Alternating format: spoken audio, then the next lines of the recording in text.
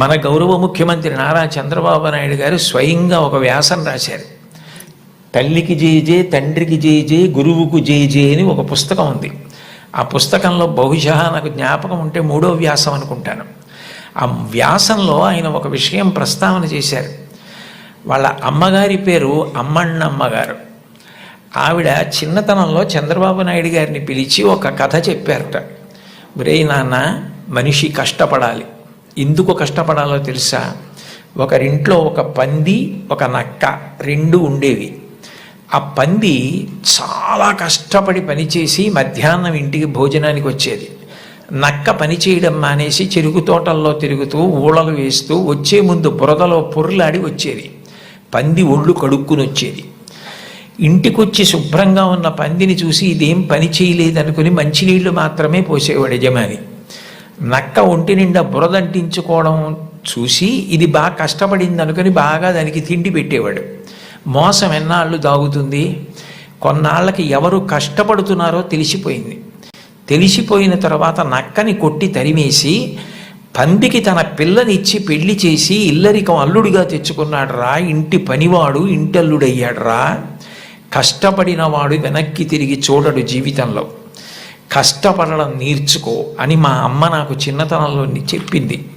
మా అమ్మ చెప్పిన కథ నా జీవితానికి దిశానిర్దేశం చేసింది. ఆనాటికి ఈనాటికి ఏనాటికి నాకే కాదు మా ఊరంతటికి అదే భగవద్గీత. నేను యథాతథంగా ఆయన వ్రాసిన వ్యాసంలో మాటలే చెప్తున్నాను. ఆ మాటలే నాకు స్ఫూర్తి. ఇప్పటికీ కష్టపడడం నాకు అంత సంతోషం. ఆ కష్టపడడం అన్నది నేను మా అమ్మగారి దగ్గర నేర్చుకున్నాను. ఆ కష్టపడే ఇవాళ ఈ స్థితికి వచ్చాను.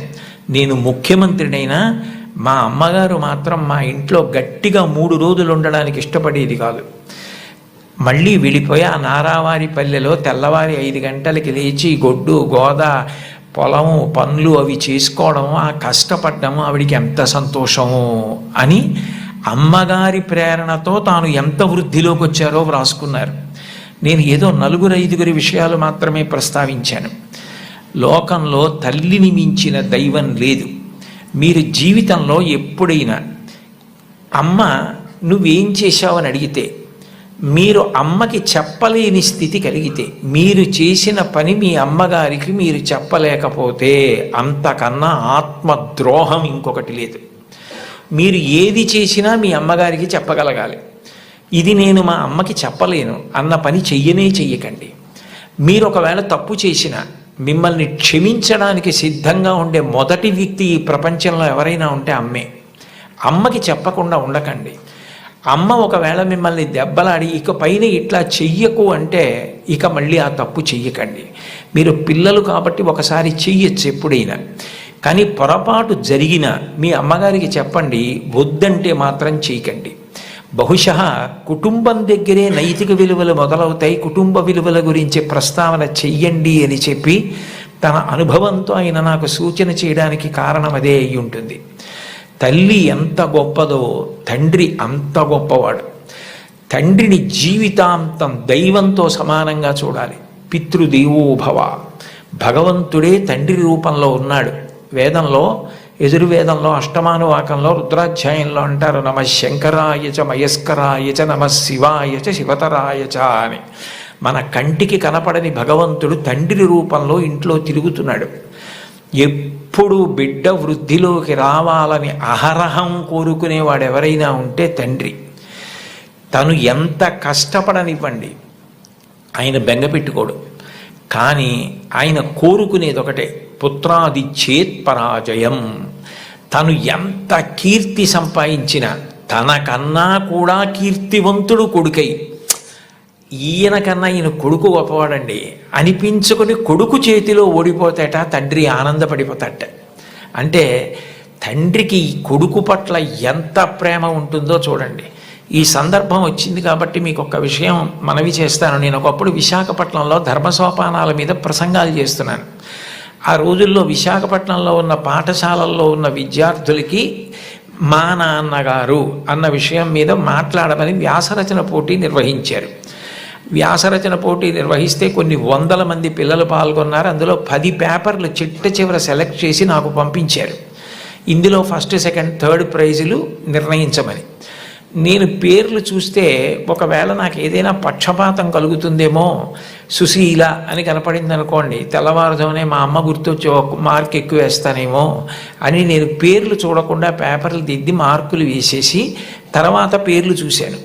చూస్తే నేను ఫస్ట్ ప్రైజ్ ఇచ్చినటువంటి వ్యక్తి ఒక మహమ్మదీయ బాలిక. నేనేం మార్చలేదు సుమండి, అట్లాగే ఇచ్చేసాం.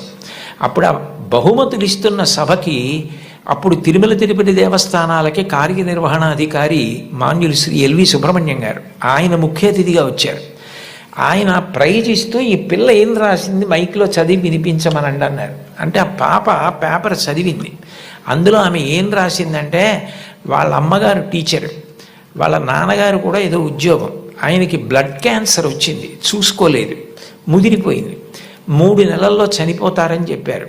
ఆయన తన భార్య దగ్గరికి వెళ్ళి అడిగింది ఏంటంటే, ఈ 3 నెలలు నేను చనిపోతానన్న విషయం పిల్లలకి చెప్పద్దు, వాళ్ళు ఏడిస్తే నేను చూడలేను, నేను చనిపోయాక వాళ్ళు ఎటు ఏడుస్తారు, అప్పుడు నేను ఆపలేను, నేను బ్రతికుండగా వాళ్ళు ఏడవడం నేను చూడలేను, కాబట్టి నేను చనిపోతాను 3 నెలల్లో అన్న విషయాన్ని మాత్రం నా పిల్లలకి చెప్పద్దని రాత్రింబవళ్ళు హక్కున చేర్చుకొని మా భవిష్యత్తు కోసం ఇంకా కష్టపడి అంత జాగ్రత్తగా వ్యవస్థ చేసి 3 నెలల తర్వాత ఆయన మరణిస్తారని తెలిసి చిట్ట చివరి కాలంలో 3 దగ్గర పెట్టుకుని చెప్పకుండా అంత ప్రేమ చూపించి కన్నుల నీరు కారుస్తూ 3 వంక గుడ్లు తిప్పుతూ ప్రాణం వదిలేశారు ఆయన.